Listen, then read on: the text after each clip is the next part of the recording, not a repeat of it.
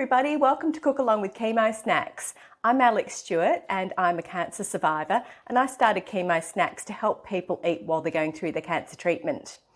Now, what I'm making up today is a modification of somebody else's recipe. What Cook Along with Chemo Snacks is all about is you telling me what recipes you have that you would like to change so they suit your cancer treatment side effects so you can still eat your favourite foods.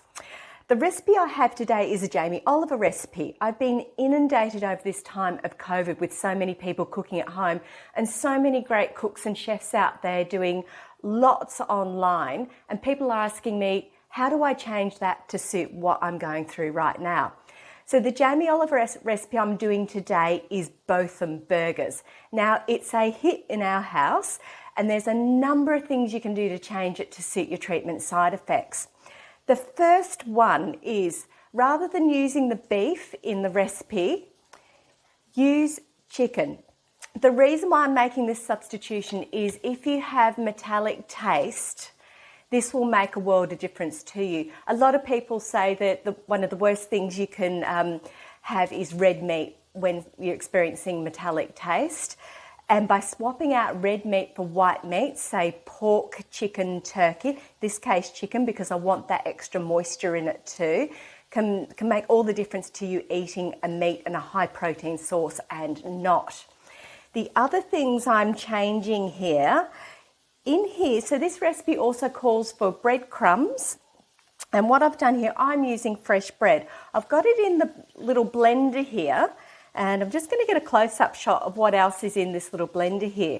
So that's the bread here. So it's nice and soft already. I've also got the pickled cucumber as well. You can finely dice that according to the recipe, but I'm basically going to make a paste with this. I've also got tinned lentils that have been rinsed. I've put those in here and some fresh parsley as well. I've also put in some ginger, and that will help with nausea. All of these blended up into a paste will help if you have a sore mouth or difficulty swallowing as well. And the chicken being a bit softer will help with that too. So I'm just going to blend that up, but before I do, over here on the stove, you might want to come and have a look at this.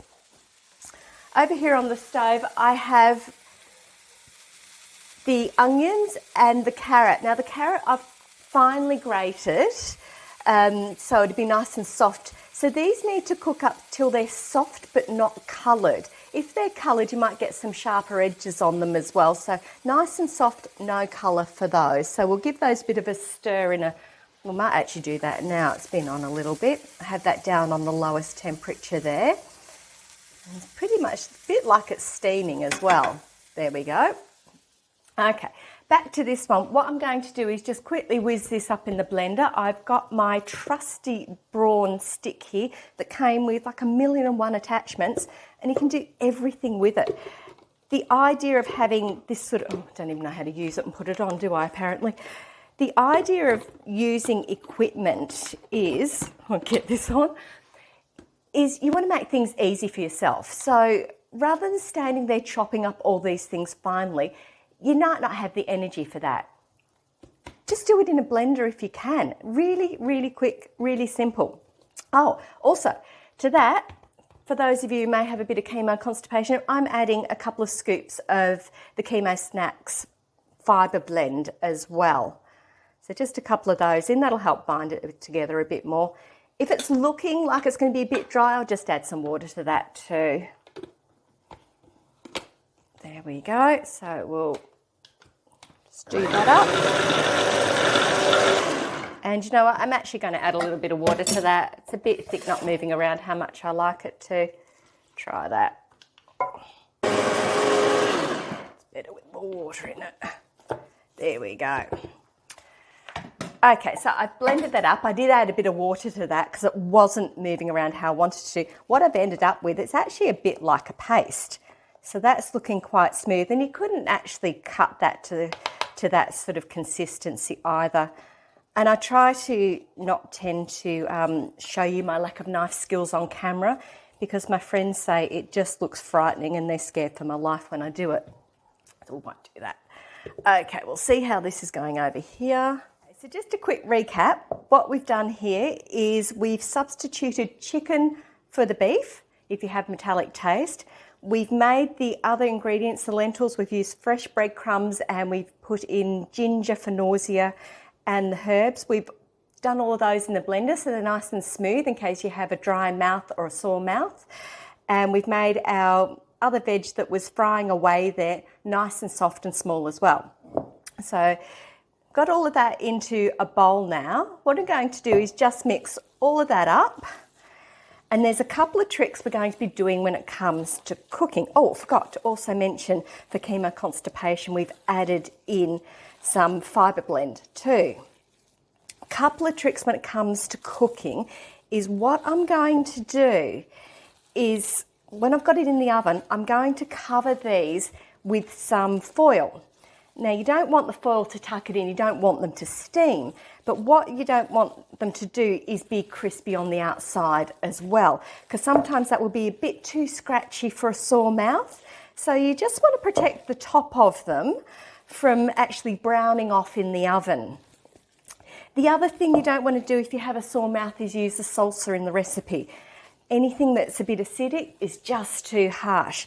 So these will be fine without any salsa, or just add some soft veg on the side as well. And another thing you don't want to do in the cooking if you have chemo constipation is put the cheese on top in the oven.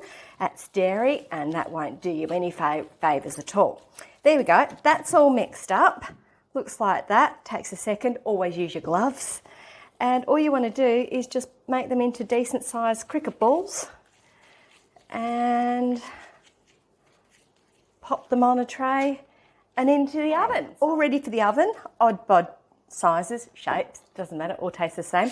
Now I was talking about the foil, so what I'm just going to do is take a piece, tear it, that's it, into the oven. Don't tuck it in. You don't want steamed Botham burgers, you just want to protect them from that direct heat. And they're finished out of the oven. There we go. So they're not too brown as you can see, and I'm not sure you can really see it, but they're really soft and moist, and that's exactly what you want when you're making these.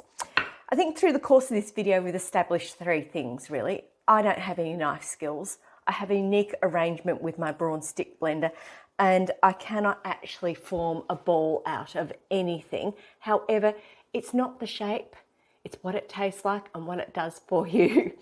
So great, these are great for a number of side effects. We've changed a lot of things in the recipe.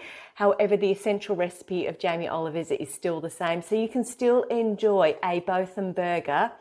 We've just made it especially for you. See you.